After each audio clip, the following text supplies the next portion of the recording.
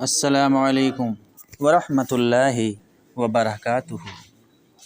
میرے آقا اعلیٰ حضرت رحمۃ اللہ تعالی علیہ فرماتے ہیں، مسلمانوں کے مجمع میں دعا مانگنا قبولیت کے قریب ہے۔ علماء فرماتے ہیں، جہاں 40 صالح مسلمان جمع ہوتے ہیں، ان میں سے ایک ولی اللہ ضرور ہوتا ہے۔ بالفرض دعا کی قبولیت کا اثر ظاہر نہ ہو تب بھی حرف شکایت زبان پر نہیں لانا چاہیے۔ ہماری بہتری کس بات میں ہے؟ اس کو یقیناً اللہ عز و جل ہم سے زیادہ بہتر جانتا ہے۔ ہمیں ہر حال میں اس کا شکر گزار بندہ بن کر رہنا چاہیے۔ وہ بیٹا دے تب بھی اس کا شکر، بیٹی دے تب بھی شکر، دونوں دے تب بھی شکر، اور نہ دے تب بھی شکر۔ شکر ہی ہر حال میں شکر اور شکر ہی ادا کرنا چاہیے۔ پارہ نمبر 25 سورۃ الشورى کی آیت نمبر 50 میں ارشاد باری تعالیٰ ہے، للہ ملک السماوات والارض یخلق ما یشاء یہب لمن یشاء اناثا ویہب لمن یشاء الذکور او یزوجہم ذکرانا واناثا ویجعل من یشاء عقیما انہ علیم قدیر۔ ترجمہ: اللہ ہی کے لیے ہے، آسمانوں اور زمین کی سلطنت پیدا کرتا ہے، جو چاہے جسے چاہے بیٹیاں عطا فرمائے اور جسے چاہے بیٹے دے یا دونوں ملا دے، بیٹے اور بیٹیاں، اور جسے چاہے بانجھ کر دے، بے شک وہ علم و قدرت والا ہے۔ صدر الفاضل حضرت علامہ مولانا سید محمد نعیم الدین علیہ الرحمہ ارشاد فرماتے ہیں، وہ مالک ہے، اپنی نعمت کو جس طرح چاہے تقسیم کرے، جسے جو چاہے دے۔ انبیاء علیہ السلام میں بھی یہ سب صورتیں پائی جاتی ہیں۔ حضرت سیدنا لوط علی نبینا و علیہ السلام اور حضرت سیدنا شعیب علی نبینا و علیہ السلام کے صرف بیٹیاں تھیں، کوئی بیٹا نہ تھا، اور حضرت سیدنا ابراہیم خلیل اللہ علی نبینا و علیہ السلام کے صرف فرزند تھے، کوئی دختر ہوئی ہی نہیں، اور سید الانبیاء حبیب خدا محمد مصطفیٰ صلی اللہ تعالیٰ علیہ وسلم کو اللہ تعالیٰ نے 4 فرزند عطا فرمائے اور 4 صاحبزادیاں، اور حضرت سیدنا یحییٰ علی نبینا و علیہ السلام اور حضرت سیدنا عیسیٰ روح اللہ علی نبینا و علیہ السلام کے کوئی اولاد ہی نہیں۔ اسی کے ساتھ روزہ نہ رکھنے کی مجبوریوں کے متعلق غور و فکر کرتے ہیں۔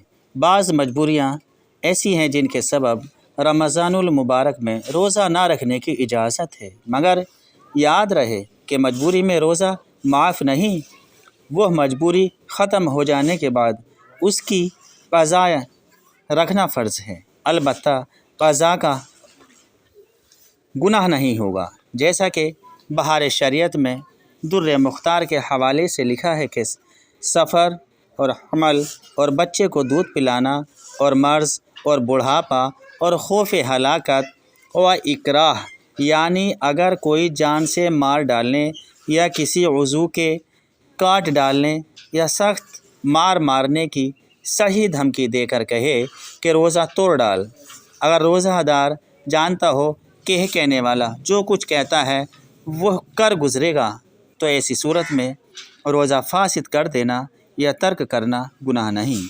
اکراہ سے مراد یہی ہے، اور نقصان عقل اور جہاد یہ سب روزہ نہ رکھنے کے عذر ہیں۔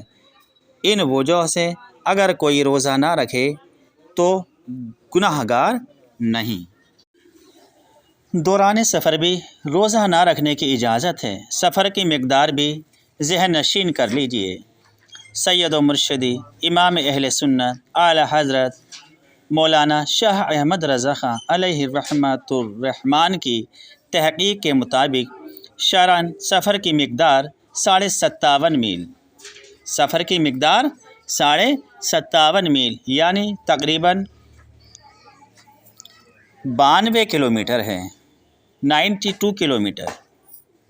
جو کوئی اتنی مقدار کا فاصلہ طے کرنے کی غرض سے اپنے شہر یا اپنے گاؤں کی آبادی سے باہر نکلے یا باہر نکل آیا، وہ اب شرعاً مسافر ہے، اسے روزہ قضا کر کے رکھنے کی اجازت ہے، اپنے گھر سے 92 کلومیٹر دور یا اس سے زیادہ۔ اور نماز میں بھی وہ قصر کرے گا۔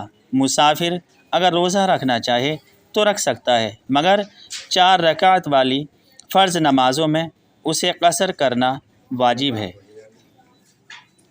نہیں کرے گا تو گناہ گار ہوگا، نہیں کرے گا تو گناہ گار ہوگا۔ اور اگر معلومات نہ ہونے کی بنا پر آج تک جتنی بھی نمازیں سفر میں پوری پڑی ہیں ان کا حساب لگا کر 4 رکعتی نماز فرض قصر کی نیت سے 2 لوٹانے ہوں گے۔ ہاں، مسافر کو مقیم امام کے پیچھے فرض 4 پورے پڑھنے ہوتے ہیں، سنتیں اور وتر لوٹانے کی ضرورت نہیں۔ قصر صرف ظہر، عصر اور عشاء کی فرض رکعتوں میں کرنا ہے۔ قصر جو کرنا ہے ہم کو ظہر، عصر اور عشاء کی فرض رکعتوں میں کرنا ہے، یعنی ان میں 4 رکعت فرض کی جگہ 2 رکعت فرض کی ادائیگی کی جائے گی، باقی سنتوں اور وتر کی رکعتیں پوری ہی ادا کی جائیں گی۔ دوسرے شہر یا گاؤں وغیرہ میں پہنچنے کے بعد جب تک 15 دن سے کم مدت تک قیام کی نیت تھی، 15 دن سے کم مدت تک قیام کی نیت تھی، مسافر ہی کہلائے گا اور مسافر کے احکام رہیں گے۔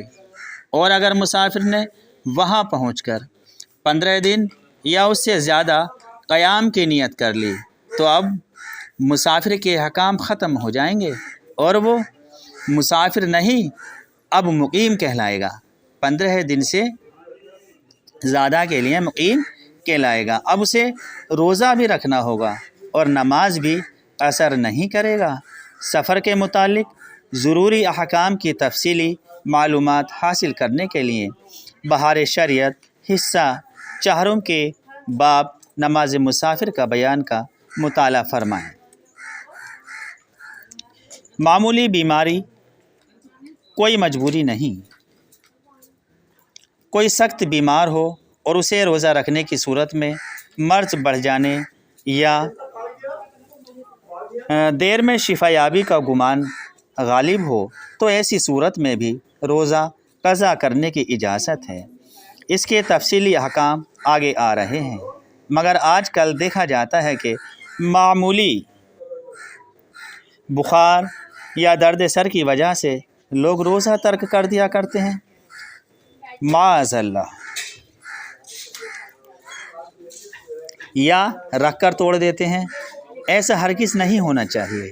اگر کسی صحیح شرعی مجبوری کے بغیر کوئی روزہ چھوڑ دے، اگرچہ بعد میں ساری عمر بھی روزے رکھے، اس ایک روزے کی فضیلت کو نہیں پا سکتا۔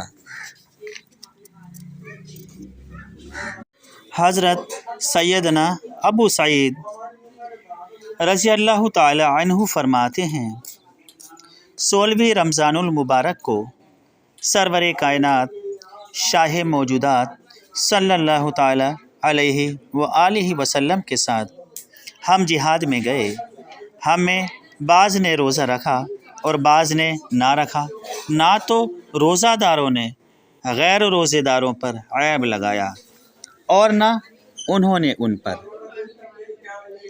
حضرت سیدنا انس بن مالک رضی اللہ تعالی عنہ سے روایت ہے کہ مدینے کے تاجدار غریبوں کے غم گسار صلی اللہ تعالی علیہ وآلہ وسلم کا فرمان خوشگوار ہے، اللہ عز و جل نے مسافر سے آدھی نماز معاف فرما دی، یعنی 4 رکعت والی فرض نماز 2 رکعت پڑھے۔ قصر کا مطلب یہ ہے 4 رکعت والی فرض نماز 2 رکعت پڑھے، اسی کو قصر کہتے ہیں۔ باقی نماز پوری پڑھنی ہوتی ہے۔ اور مسافر اور دودھ پلانے والی اور حاملہ سے روزہ معاف فرما دیا۔ ایک تو دودھ پلانے والی عورت سے اور ایک حاملہ عورت سے روزہ معاف فرما دیا، اور مسافر سے اجازت ہے اس وقت نہ رکھیں، لیکن بعد میں وہ مقدار پوری کر لیں۔ دوستو، مسافر کو روزہ رکھنے یا نہ رکھنے کا اختیار ہے۔ اگر خود اس مسافر کو اور اس کے ساتھ والے کو روزہ رکھنے میں ضرر یعنی نقصان نہ پہنچے تو روزہ رکھنا سفر میں بہتر ہے، اور اگر دونوں یا ان میں سے کسی ایک کو نقصان ہو رہا ہو تو روزہ نہ رکھنا بہتر ہے۔ دوستو، اگر سفر شروع کرنے سے پہلے روزہ توڑ دیا پھر سفر کیا تو اگر کفارے کے شرائط پائے گئے تو کفارہ بھی لازم آئے گا۔ اگر دن میں سفر شروع کیا اور دوران سفر روزہ توڑا نہ تھا اور مکان پر کوئی چیز بھول گئے تھے، اسے لینے واپس آئے اور اب اگر آ کر روزہ توڑا تو شرائط پائے جانے کی صورت میں کفارہ بھی واجب ہے۔ اگر دوران سفر ہی توڑ دیا ہوتا تو صرف قضا رکھنا فرض ہوتا، جیسا کہ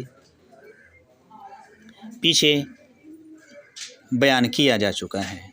کسی کو روزہ توڑ ڈالنے پر مجبور کیا گیا تو روزہ توڑ سکتا ہے، مگر صبر کیا تو اجر ملے گا۔ سانپ نے ڈس لیا اور جان خطرے میں پڑ گئی تو روزہ توڑ دے۔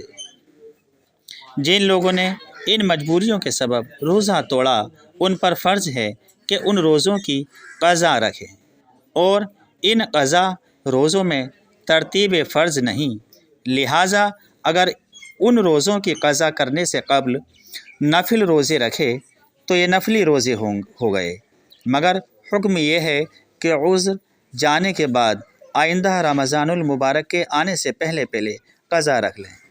حدیث پاک میں فرمایا، جس پر گزشتہ رمضان المبارک کی قضا باقی ہے اور وہ نہ رکھے، اس کے اس رمضان المبارک کے روزے قبول نہ ہوں گے۔ اگر وقت گزرتا گیا اور قضا روزے نہ رکھے یہاں تک کہ دوسرا رمضان شریف آ گیا تو اب قضا روزے رکھنے کی بجائے پہلے اسی رمضان المبارک کے روزے رکھ لیجئے، قضا بعد میں رکھ لیجئے۔ بلکہ اگر غیر مریض اور مسافر نے قضا کی نیت کی، جب بھی قضا نہیں بلکہ اسی رمضان شریف کے روزے ہیں۔ دوستو، بھوک اور پیاس ایسی ہو کہ ہلاک کا خوف ہو، ہلاک ہونے کا خوف صحیح ہو، یا نقصان عقل کا اندیشہ ہو کہ عقل جاتی رہے گی تو روزہ نہ رکھیں۔ مریض کو مرض بڑھ جانے یا دیر میں اچھا ہونے یا تندرست کو بیمار ہو جانے کا گمان غالب ہو تو اجازت ہے کہ اس دن روزہ نہ رکھیں بلکہ بعد میں قضا کر لیں۔ ان صورتوں میں غالب گمان کی قید ہے، محض وہم ناکافی ہے۔ غالب گمان کی 3 صورتیں ہیں۔ پہلی صورت یہ ہے کہ اس کی ظاہری نشانی پائی جاتی ہے، دوسری یہ کہ اس شخص کا ذاتی تجربہ ہے، تیسری یہ کہ کسی مسلمان حاذق یعنی تجربے کار اور اپنے فن طب میں طبیب مستور یعنی غیر فاسق نے اس کی خبر دی ہو۔